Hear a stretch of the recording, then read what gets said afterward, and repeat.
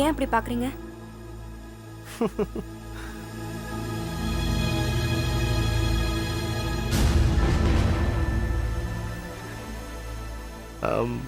மேனகா, இந்த டெய்லி கேலண்டர்ல ரிஷப ராசிக்கு இன்னைக்கு என்ன பலன் போட்டிருக்குன்னு பாத்துருவேன். ஓ, உங்ககிட்ட தான் சொல்றேன், போய் பார்த்துட்டு வா.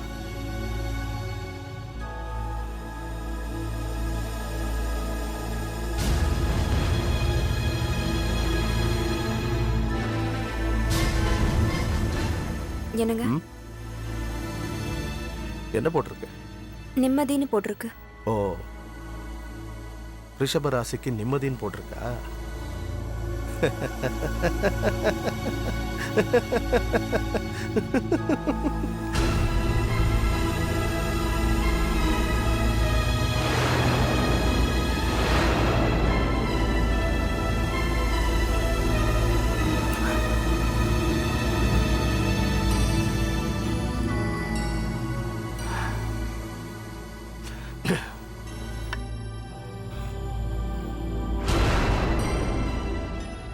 இனிமே உனக்கு நிம்மதி, ஸ்னேகாவுக்கு நிம்மதி. ஆனா கேலண்டர்ல எனக்கு நிம்மதின்னு போட்டிருக்கு.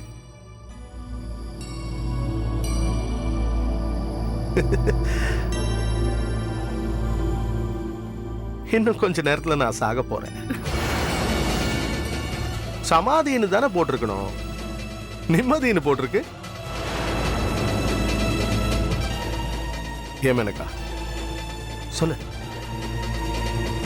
இன்னும் கொஞ்ச நேரத்துல நான் சாக போறேன் தானே? ஆமா, இன்னும் கொஞ்ச நேரத்துல நீ சாக போற. சரி, என்ன பாக்குற? ஸ்னேகாவை கல்யாணம் பண்ணிக்க போற சுந்தர பாண்டியன் நம்ம வீட்டுக்கு வந்து என்கிட்ட சவால் விட்டுட்டு போனானே, அவன் வெளியில போன உடனே நான் உன்னை கவனிச்ச, நீ ஆல்ரெடி வந்து நின்னு இருந்த. எங்க அவனும் நானும் பேசினதெல்லாம் நீ கேட்டிருப்பியோ அப்படிங்கிற ஒரு சந்தேகம் எனக்கு வந்துச்சு. என்ன மேனகா அப்படின்னு உன்கிட்ட கேட்டேன். ஆனா நீ அப்பதான் அங்க வந்த மாதிரி, ஒண்ணு இல்லைங்க, பாத்திரம்லாம் கழுவி வச்சுட்டு சமையல் பண்ணிட்டு வந்துடுறேன் அப்படின்னு ரொம்ப இயல்பா பேசிட்டு போனேன். ஒரு செகண்ட் நான் கூட நினைச்சேன், நல்ல வேளை அவன்கிட்ட நான் பேசினதை இவ கேட்கல அப்படின்னு. ஆனா நீ என்ன மாதிரி பான் கிரிமினல் இல்லையே. அப்ப இயல்பா இருந்த நீ அப்புறம் தடுமாறிட்ட. நேரம் போக போக உனக்குள்ள சின்ன சின்ன தடுமாற்றங்களை நான் பார்த்தேன், சின்ன சின்ன பதட்டங்களை நான் பார்த்தேன். அப்பவே எனக்குள்ள சந்தேக பொறி தட்டிடுச்சு. என்னமோ தப்பா இருக்கே, ஏதோ தப்பா இருக்கேன்னு அப்பவே பொறி தட்டுச்சு. அதுக்கப்புறமா தான் கவனிச்சேன், நீ ஏன் சாப்பாடு பரிமாறின, எனக்கு என்னமோ கடைசி விருந்து கொடுக்கிற மாதிரி தாம் தூம்னு பிரியாணி எல்லாம் கொடுத்த. நீ பரிமாறும் போது உன் பார்வையில ஒரு சேஞ்ச் தெரிஞ்சது. அப்ப எனக்கு இன்னும் கொஞ்சம் கன்ஃபார்ம் ஆச்சு, என்னவோ இவ பிளான் பண்றாளோ அப்படின்னு. அப்புறம் நீ சொன்னியே, சாப்பிட்டு முடிச்ச உடனே போய் டிவி பாருங்க, நான் போய் உங்களுக்கு பால் எடுத்துட்டு வரேன்னு.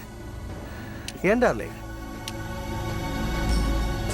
நைட்டு தூங்குறதுக்கு முன்னாடி எனக்கு பால் சாப்பிடுற பழக்கமே இல்லையே.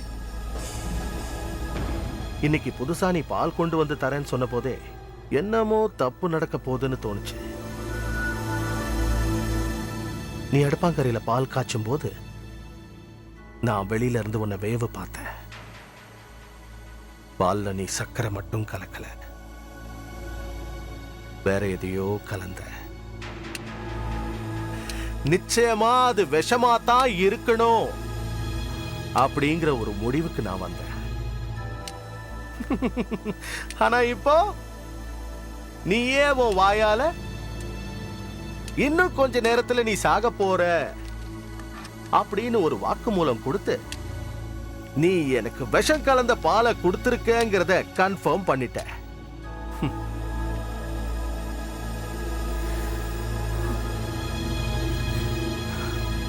எழுது. போலீஸ்க்கு தானே, தாராளமா எழுது.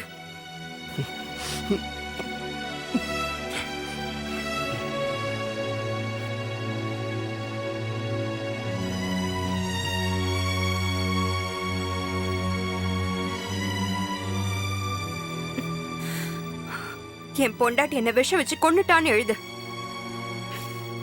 அவளுக்கு தக்க தண்டனை கொடுங்கன்னு எழுது. நீ செஞ்ச பாவத்துக்காக உன் பிள்ளைய என் வயத்துல சுமந்துட்ட. காலம் முழுக்க என் வாழ்க்கைய ஜெயில கழிக்க நான் எப்பவும் தயாராயிட்டேன். ஆனா உன்ன மாதிரி ஒரு ஆள் உயிரோட இருக்க கூடாது.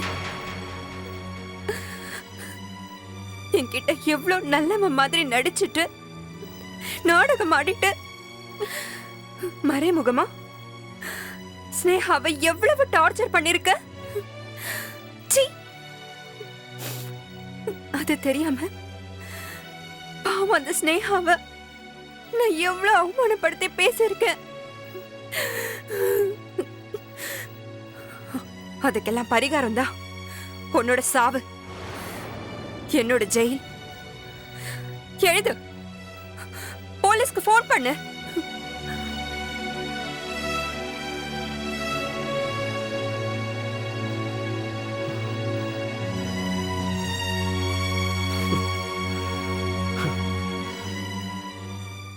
நோ நோ, அவங்களே வருவாங்க.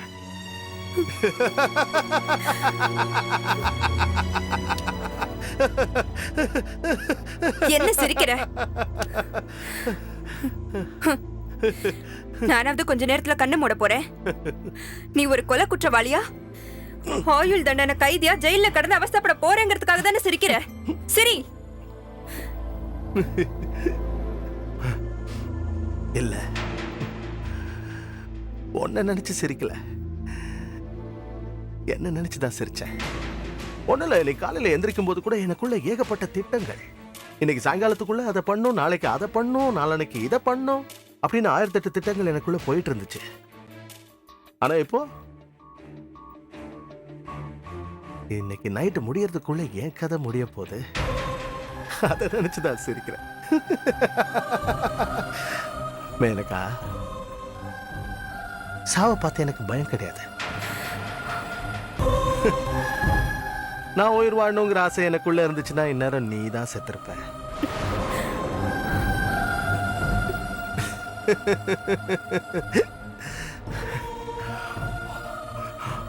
அப்புறம் ஏன் விஷம் கலந்த பாலை நான் குடிச்சேன்னு பாக்குறியா?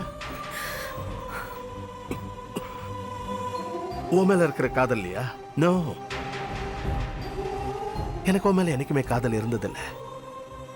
உன் மேல எனக்கு அன்பும் கிடையாது. நீ என் மேல வச்சிருந்த பாசத்துல 1% கூட எனக்கு உன் மேல கிடையாது. மேனகா, நான் கெட்டவன் தான், நான் அயோக்கியன் தான். எனக்குள்ள எந்த விதமான தர்மமோ நியாயமோ கிடையாது. இன்னைக்கு சாயங்காலம் வரைக்கும் உன்னை எப்படியாவது கொன்னுட்டு ஸ்னேகாவை கல்யாணம் பண்ணிக்கணும்னு தான் நான் நினைச்சுக்கிட்டு இருந்தேன். ஆனா இப்போ நானே வலிய வந்து பால்ல விஷம் கலந்திருக்குன்னு தெரிஞ்சிருந்தோம் அதை குடிச்சேன். ஏன் தெரியுமா? நான் கெட்டவனா இருந்தாலும் நீ நல்லவ. யாருக்கும் எந்த துரோகமும் நீ நினைச்சது கிடையாது. நான் புலி மாதிரி இருந்தாலும் நீ மான் மாதிரி தான் இருந்த. அந்த அளவுக்கு பரமசாதுவா இருந்த நீ இன்னைக்கு பால்ல விஷம் கலந்து கொடுத்து என்ன கொல்ற அளவுக்கு உன்னை கொண்டு வந்திருக்கேன்னா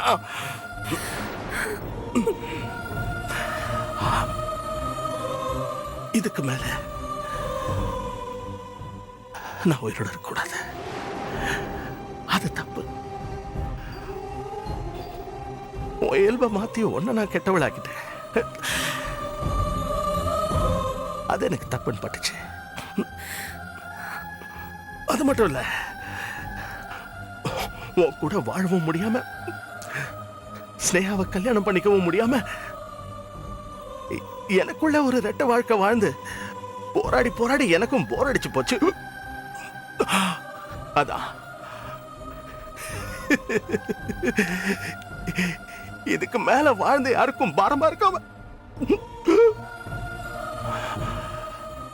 அந்த விஷம் கலந்த பால நானே குடிச்சு சாகலான்னு முடிவு பண்ண.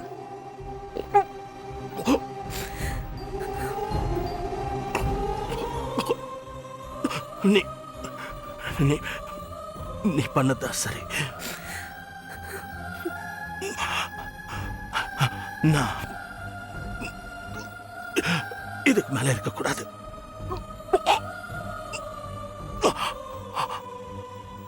நான் சாகர்தா கரெக்ட்.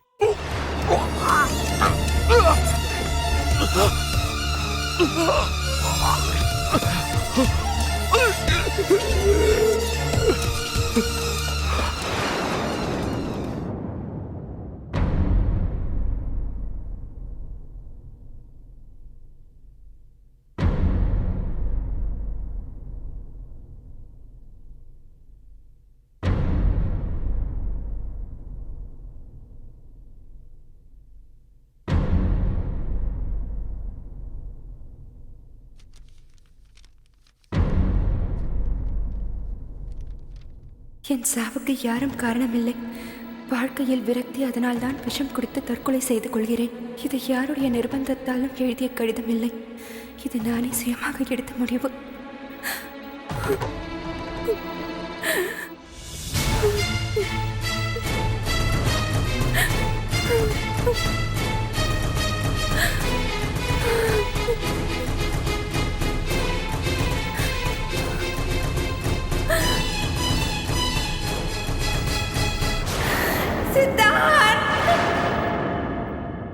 சார், உங்களுக்கு தெரியாத லாஜிக் எதுவும் கிடையாது. இந்த கேஸை உங்களுக்கு ஃபேவரா எப்படி பண்ணணும்னு மட்டும் யோசிங்க. அதுக்காக தான் மிஸ்டர் சிவராம் சகலாயரான உங்களை இங்க வர சொன்னேன். தேவராஜ் என்ன குற்றவாளி ஆக்க போராடிக்கிட்டு இருக்கான். அதுக்கு நீங்க சந்தர்ப்பமே கொடுக்காதீங்க சார்.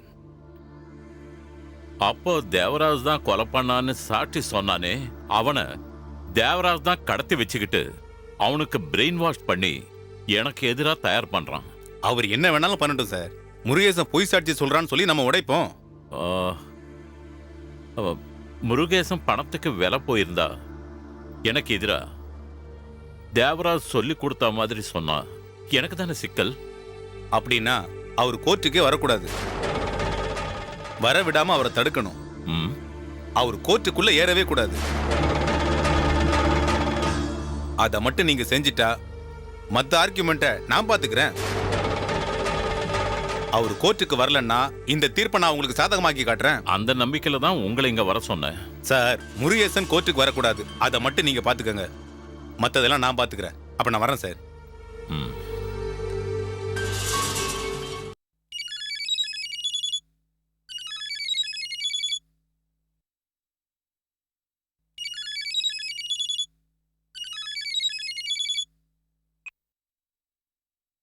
ஹலோ சத்யமூர்த்தி சார், நாளைக்கு விடிஞ்சா கோர்ட்டு. உங்க கேஸ் தான் நாளைக்கு முதல்ல விசாரணைக்கு வர்றதா தகவல். நான் சொன்ன மாதிரி அந்த அக்யூஸ்ட் முருகேசனை கோர்ட்டுக்கு வர விடாம பாத்துக்கங்க. அதுக்கு ஏதாவது ஸ்டெப் எடுத்தீங்களா? சந்தேகப்பட்ட இடத்துக்கெல்லாம் ஆளுங்களை அனுப்புனேன். முருகேசன் எங்குமே கிடைக்கல. திரும்பவும் வேற இடத்துலலாம் தேடி பார்க்க சொல்லியிருக்கேன். அவன் சிட்டி லிமிட்ஸை தாண்டி எங்கேயும் போயிருக்க முடியாது. ஊர் தூங்குற நேரம், திருட முழிக்கிற நேரம் சொன்ன மாதிரி மிட் நைட்ல 3 to 4 ஏர்லி மார்னிங் ஹவர்ஸ்ல பிடிக்க முடியும்னு சொன்னேன். வாய்ப்பு இல்லைன்னு சொல்லாதீங்க, புடிங்க. என்ன உங்களுக்கே தெரியும், நீங்க A1, முருகேசன் A2. பாத்துக்கங்க.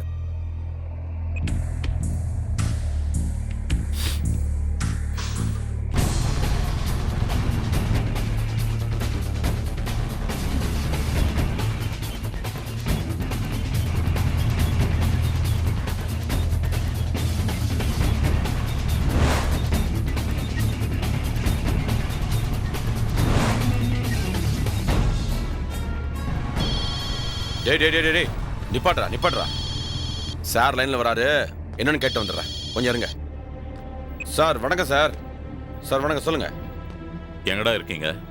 பூத் பங்களா முழுக்க தேடிட்டு இப்ப ஏரிக்கரை போயிட்டு இருக்கோம் சார். அங்க பதுங்கறதுக்கு ஒரு சரியான புதக்குழி இடம் இருக்கு சார். ஒரு இடத்தையும் விடாதீங்கடா. முருகேசன் எங்க இருந்தாலும் அவனை கொன்னுடுங்க. ஒரு இடம் விடாம தேடிட்டு தான் சார் இருக்கோம். அவன் கண்டிப்பா மாட்டுவான், விட மாட்டோம். டேய், அவனை குடிசை பக்கம் போய் பாத்தீங்களா? அங்க ஒரு ஆளை போட்டுக்கிறான் சார். அவன் முருகேசன் வீட்டை நோட்டம் விட்டு அவன் எனக்கு தகவல் கொடுத்துக்கிட்டே இருக்கான் சார். அந்த பொண்ணு வீட்டுக்கு வெளியே இருந்து வாட்ச் பண்ணிட்டே இருங்கடா. சரிங்கய்யா. திரும்பவும் வீட்டுக்குள்ள போயிடாதீங்க.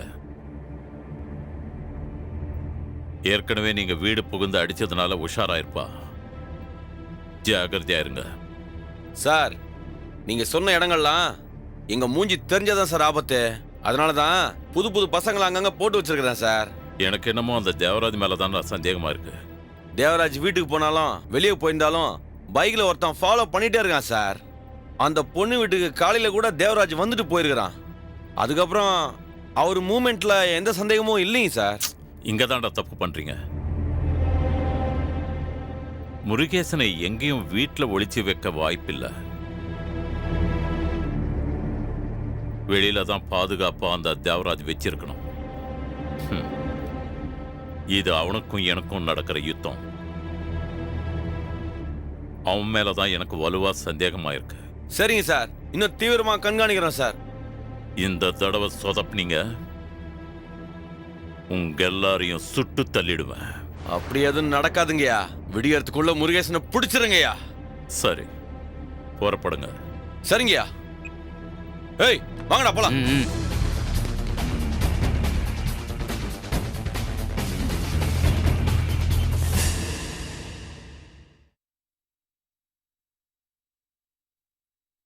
லட்சுமி, சூடா ஒரு காஃபி போட்டு கொண்டாமா. சரிங்க.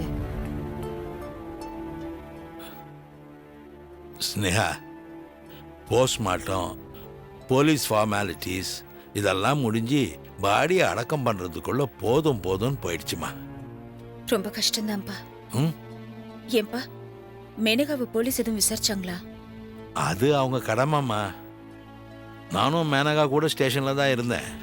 அவன் நல்ல நேரம் தற்கொலை பண்ணிக்கிட்டவன் என் சாவுக்கு யாரும் காரணம் இல்லைன்னு அவன் கைப்படவே எழுதி வச்ச லெட்டர் தான். லெட்டர் எழுதி வைக்காம அவன் விஷம் குடிச்சிருந்தான், இந்நேரம் எல்லா தலையும் உருண்டு இருக்கும்மா. மேனகாவை உன்னை என்ன விசாரணைன்ற பேர்ல போலீஸ் அலை கழிச்சிருக்கோம்மா. தேவையில்லாத தலைவலிகள் எல்லாம் உண்டு பண்ணியிருக்கோம். உனக்கு கல்யாணம் வச்சிருக்கிற இந்த நேரத்துல எனக்கு பிரஷர் ஏறிட்டு இருக்கும். மாப்பிள்ளை வீட்டுக்காரங்க இதை எந்த ஆங்கிள் எடுத்துப்பாங்கன்னு தர்ம சங்கடமா வேற இருக்கு. எல்லாம் அவன் எழுதி வச்சிருந்த லெட்டர்னால சால்வ் ஆயிடுச்சுமா. இந்தாங்க காஃபி.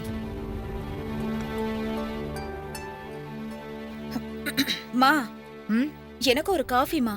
வாமா.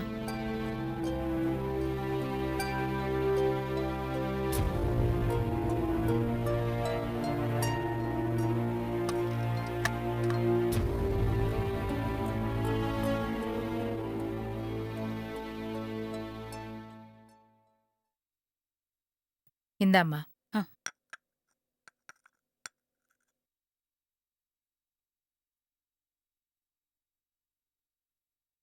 மா, மேனகா கிட்ட நீ பேசுனியா? என்னை பார்த்ததும் கட்டி பிடிச்சு அழுதா. என்னை அனாதையா விட்டுட்டு போயிட்டாரேன்னு அழுதா. எனக்கு என்ன சொல்றதுன்னே தெரியல. நாங்க இருக்கோம், தைரியமா இருன்னு சொன்னேன். அவ்வளவுதான். என்னையும் பார்த்தா. ஏற்கனவே எனக்கும் அவளுக்கும் தகராறு நடந்ததுனால அந்த இடத்துல அவ மூடு எப்படி இருக்குமோன்னு நான் தான் என்னை கண்ட்ரோல் பண்ணிக்கிட்டேன். ஒரு வகையில அதுவும் நல்லதாமா. நிதானமா இன்னொரு நாள் போய் பார்த்துட்டு வா. என்ன பகை இருந்தாலும் நம்மளை விட்டு அவளுக்கு வேற யாரும் இல்ல. உள்ளத்தாச்சியா வேற இருக்காமா. ஆமா, திடீர்னு ஏமா சித்தார்த் இப்படி ஒரு முடிவெடுத்தான்? முடிஞ்சு போச்சு. செத்தவன் தான் திரும்பி வந்து உன் கேள்விக்கு பதில் சொல்லணும்.